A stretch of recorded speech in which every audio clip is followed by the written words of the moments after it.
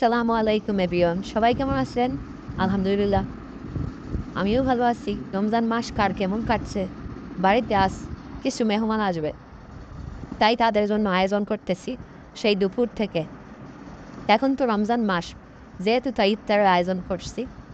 আমরা ইফতারে বিভিন্ন রকম ফল ফ্রুট সেটা কাটাকাটির পরে আমি খুবই ব্যস্ত সময় পার করছি। আমাদের মেহমান, রমজান মাস আপনারা জানেন পবিত্র মাস, রহমতের মাস। এই রমজানে মেহমান আসলে এবং মেহমানদারি করতে পারলে অনেক সওয়াবের কাজ। তো আমরা প্রতি বছরের ন্যায় এবছরও ইফতারের আয়োজন করেছি।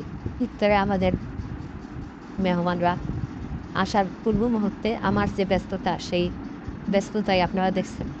তো প্রথমে আমি ফলগুলো সুন্দরভাবে ধুয়ে কাটাকাটি করার পরে পাত্রে এভাবে আমি দিয়ে, যাতে করে খুব তাড়াতাড়ি ইফতারের আগেই সব কিছু ঠিকঠাক করা যায়, সেই জন্য চেষ্টা করে তাড়াতাড়ি করে পাত্রে একের পর এক দিয়ে যাচ্ছি। তো আমি না খুব ভালোই লাগে এই যে শসা, তারপরে তরমুজ, তারপরে বেগুনি, তারপর পেঁয়াজু, এই যে খেজুর, এগুলো আমরা দিয়ে একত্রে একে একে আমি আস্তে আস্তে করে সবাই দিয়ে দিচ্ছি। আমাদের ইফতারের সাথে আমরা আরও কিছু অ্যাড করছি, যেমন শরবত, এটা তো থাকছে। তারপরে আরও কিছু অ্যাড করতেছি, সেটা আপনারা হয়তো দেখবেন। নতুন একটা আইটেম আমি, অনেকেরই হয়তো মজার একটা খাবার হালিম। এই হালিমটা অনেকেরই পছন্দ। হালিমটা আমার মা খুব সুন্দরভাবে রান্না করতে পারে।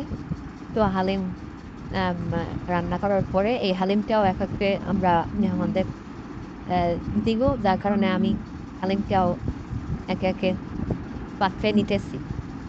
পাত্রে আমাদের দিব, দেওয়ার পরে আরও কিছু আইটেম করেছি ইফতারে।